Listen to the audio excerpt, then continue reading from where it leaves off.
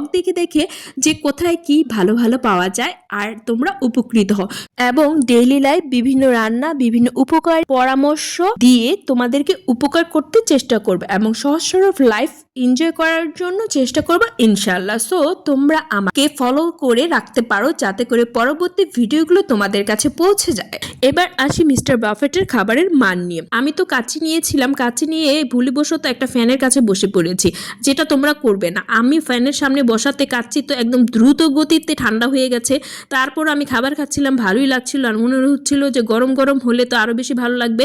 তারপর আবার গরম নিতে যাবো, তখন ভাবলাম এই কাচ্চি যদি সারাক্ষণ খাই তাহলে অন্য অন্য আইটেম কখন খাবো। তখন ভাবলাম যে না, দ্রুতই আবার আরেকদিন তো যাবো, সেদিন নয়তো আবার কাচ্চি খাবো না, এখন অন্য অন্য আইটেম খেতে থাকি। তারপরে আমি আবার ফ্রাইটা নিয়ে নিয়েছিলাম, দেখেছো তো আমি অনেক কিছু নিয়ে নিয়েছিলাম। তারপর ফ্রাইটা খেলাম, ফ্রাইটাও ভালো লাগছিল। তবে ফ্যানের বাতাসের সামনে আমি একটু বসেছিলাম, আমি ভেবেছিলাম মজা করে খাবো তো। আর আমার ফ্যামিলি আলাদা টেবিলে বসে